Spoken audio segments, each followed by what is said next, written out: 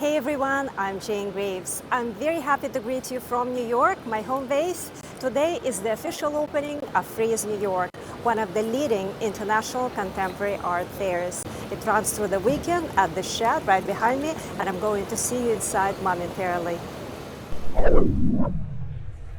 The show is relatively small, with 68 galleries spread across 3 floors, so you can do it in one day. Galleries. On the main floor, level 2, you'll find many big names.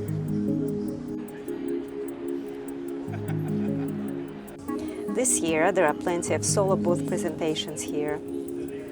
Gladstone is showcasing the latest works from New York artist Alex Katz, who is almost 97. The series features bright tangerine and green trees and is inspired by Matisse's The Red Studio. Gagosian has smaller collage pieces and 4 large-scale abstract paintings by Sterling Ruby, 550,000 each. Right across the aisle at James Cohen's booth, you'll see Elias Sime, an Ethiopian artist who uses discarded man-made materials like wire fragments and motherboards to create textured art. Kembra Gallery from Seoul is displaying paperworks by Haegyu Yang from her series Mesmerizing Mesh. And Casey Kaplan features Indian artist Kaveri Reina. Now let's dive into 3 notable solo presentations. This is Silverlens Gallery. So my name is Lorenzo. I am the owner of Silverlens Galleries, which is based in Manila, and we have a gallery here also in New York. We are showing here at Frieze New York a solo booth by Leo Valledor, who is a Filipino-American modernist who was very active from the 60s to the 80s. He lived here in New York. He moved here in New York in 1961, where he founded the Park Place Group, along with luminaries such as Sol LeWitt, Donald Judd, Mark de Suvero, Eva Hess. And he was really doing these shaped canvases, color fields, very, very precise drawings of these geometric shapes, and then rendering them onto canvas. This is the first time we're showing him at Frieze. The work is from the 80s, so it's in amazing condition. It looks new, and we're very excited. Next up, Jenkins Johnson Gallery from San Francisco. This year we have a solo booth by Dewey Crumpler. He is a Bay Area living legend. He had taught at the San Francisco Art Institute for over 40 years. What we're presenting here today at Frieze is an arc of time with Dewey's work, starting out with 1988, spanning to 2015. This body of work has to do with a lot with nature, as well as spirituality. In 1988, Dewey went to France, and he went to Monet's Giverny, the gardens there. He was very much influenced by the lily pads. So he has taken the lily pad and he's abstracted it into an abstract form combined with materials such as bark and tar. And he's looking at the force of nature, and you're starting to see that within this painting we have here. This painting has a wonderful energy to it. You can feel that there's kind of this vortex and vacuum that's kind of sucking you into the painting. The other work that we have is from his travels to the Netherlands, where he was very much influenced by the tulip field, where the tulip he saw swaying in the wind, and then he thought of as a young early baby boomer when they would have garage parties where his friends they'd come and they'd have the music playing, the blue lights and the afros. When the people were dancing, you saw this movement. So Dewey thought, the movement of the tulip, how does that relate to the black body? Well, the tulip was actually, there was a tulip crisis in the Netherlands, and one tulip was worth the cost of one house. And so what they did was they cloned the tulip. They manipulated the tulip. They took it out of its environment and they made it a commodity. The black body was taken out of Africa. It was put around the world and it was made to do free labor. So the black body became a commodity. So Dewey combined those two elements in his tulip series. And within that, he's very spiritual and he's very much influenced by the Buddhism. And so within his tulip series, there's images of the Dagon, where the Dagon is coming up and transforming and transcending the current condition in which the body, the tulip, was constrained within. So they're very spiritual and they're transcending and succeeding in spite of what society had done to them. So that is the gist of this exhibition that we have here at Frieze 2024. This is Stephen Friedman Gallery from London. This is Holly Hendry's first presentation in New York. She's British and based in London. She's predominantly known for very large-scale outdoor commissions, so we wanted to give curators and clients an opportunity to see works on a much smaller domestic scale. And I'd say that this body of work looks at her interest in inside, outside, interior, exterior. They're all very bodily. She's almost ripping the skin off the body and letting you see inside. So I've been likening the works to portraits. So I think there are about 17 works that line the wall. And she wanted it to almost seem like an installation of to-do lists, post-it notes, really trying to capture what's going on in the brain. So from the interior workings of what it feels like to blush, when you see somebody that you fancy, or the interior workings of the ear. There's one over there with really beautiful blown glass. And this is actually the first time that she's blown glass, which is quite amazing given the mastery of. And all of the works incorporate a variety of different materials, from jesmonite to steel to wood to ceramic. She's a real master of sculpture, I would say. Yeah. Booths featuring two artists are also popular this year. At David Zwirner, Franz West's furniture is paired with whimsical paintings by Nate Lowman.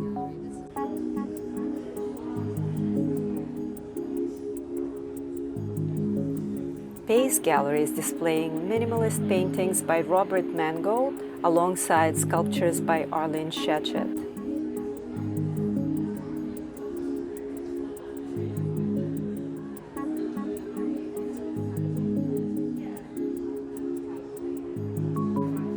Group presentations are always a safe bet for many dealers. This is White Cube, where I've spotted Maurizio Cattelan, Thaddaeus Ropac. This is Hauser and Wirth.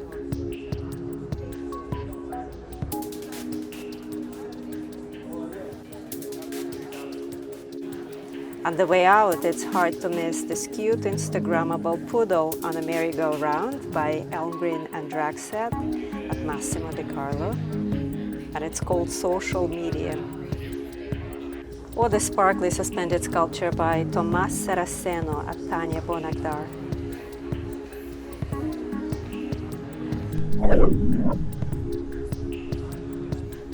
Going to the next floor, level 4.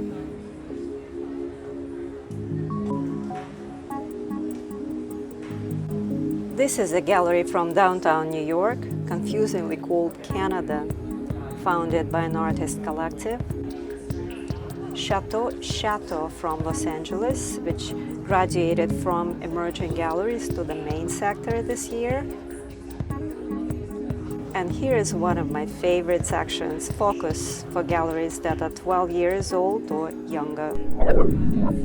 Some standout presentations here include Company Gallery from New York, featuring Leyla Faye's large figurines, which resemble a mix of puppets and dolls and act as self-portraits.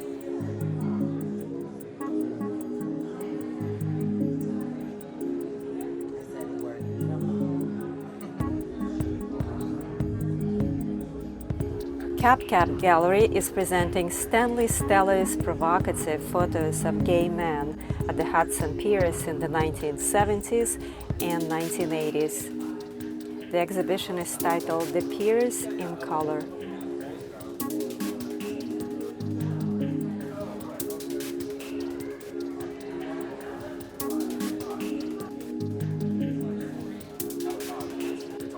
And here you can spot in the background Peter Hudjar, Ukrainian-American artist.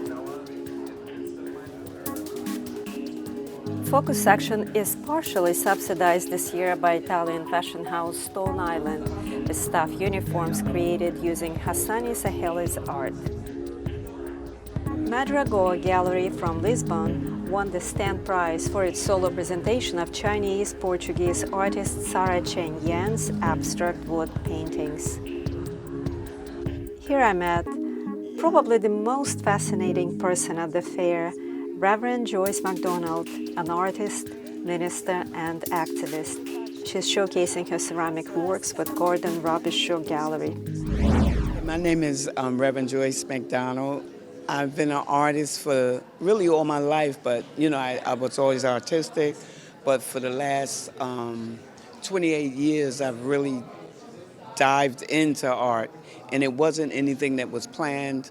I came from a Christian family, but I went through a lot of things that were outside of the home, and I wind up in a lot of situations. As a little girl, I was molested at 5. When I got older, I went through several rapes. I used to be suicidal. I used to be in the G building in straitjackets. I was very depressed, and I wound up in another world of prostitution, of heroin, but it was all places that I didn't feel.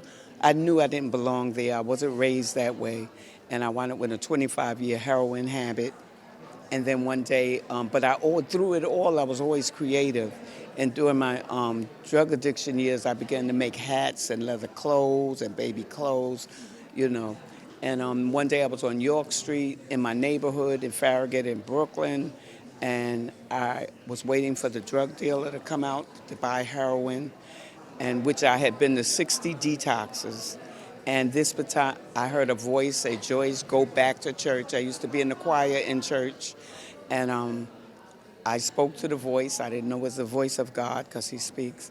And I said, I'm going upstairs to shoot these drugs. I did it. I went through a process. I was so bad that it was so bad, my heroin habit. And my heart is out to people that I was trapped right now, that I would try to stick it in my vein, in my head, wherever, my neck. Thank God I didn't. But anyway, I wind up at the steps of the church. I don't remember walking. I just remember I was there. And the pastor, Reverend Dr. Mark Fusitella, who is my pastor now, 30 years later, he has said, "Do anybody want to change their life?" And I gave my heart to Christ. I asked him to come in my heart. My life changed. Pastor Taylor was giving me counseling, and he asked me, he said, "Well, you've been through a lot of things. You had a lot of risky behavior. Have you ever been tested for HIV?" And I said no, because by then, I was 110 pounds. I was 140 pounds. I was feeling good, looking good. He offered to take me, but to the point, I took the HIV test, and I tested positive. And I found out that I've been positive for 40 years. I'm a 40-year survivor. I'm 73 now. And but I went to a place to get educated about HIV and AIDS. What year was that? That was in 1995. And to get educated, and they had an art therapy. And that's how I started with the art. And as they gave me some clay, and I just started doing these clay. I'd never been to school, but all these sculptures started coming up. I have them too. They're figurines, and they were sculptures of my past. Things that I just told you, they were in sculpture form. But that began to pull out the secrets that was in me, and I had already given my heart to God. And he has been very strong in my life. That's what I live by now. That's what keeps me. I actually had a stroke two months ago, but my faith is what keeps me, my hope, and I know that God is real. And I tell, like, any women, if you ever been in prostitution, if you ever been in domestic violence, I've been in all that, kidnap, all that, you can make it. Because even if you're here to be depressed about it, you're still here and you have a good chance. All you need is to hold on to hope and find your way to God, because he's right there.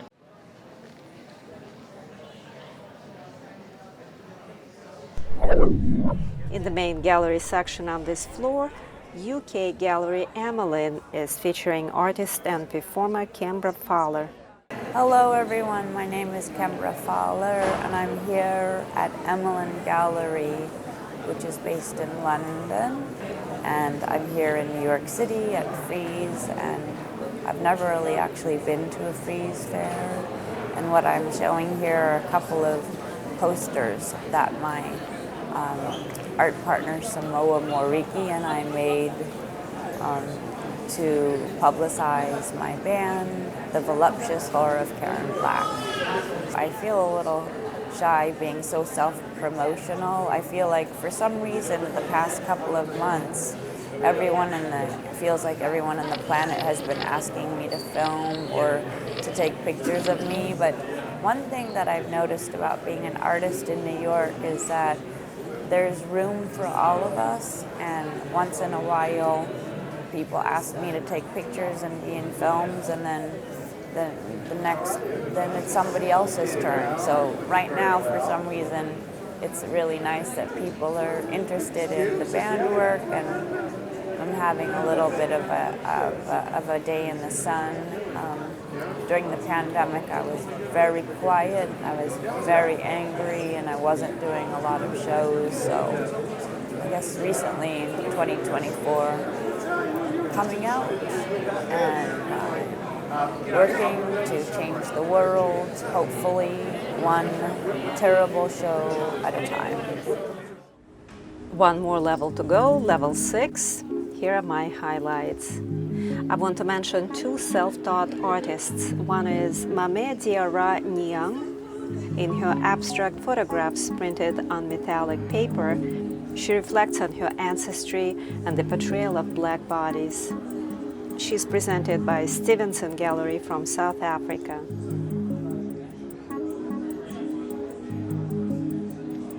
And the second one is the late American artist Thornton Dial at Andrew Edlin Gallery stand. He used found objects in his paintings and assemblages. Dial was born and lived in Alabama. He was semi-literate. He found recognition late in life. Lastly, Spruce Makers and Karma International are jointly presenting works by Swiss artist Sylvie Fleury. I like her very much. And to wrap up the day, it's always nice to grab a quick refreshment on the top floor. Despite the worsening market conditions, many galleries reported strong sales at the 12th edition of Frieze New York. Both Pace and Kokje have sold out their booths, and Gagosian sold 2 large-scale paintings by Sterling Ruby and many more. This tongue-in-cheek painting, Money is No Object, by Richel Benda at Andrew Krapp's gallery, sums up the mood of the fair. From New York, I'm Jane Greaves. See you soon.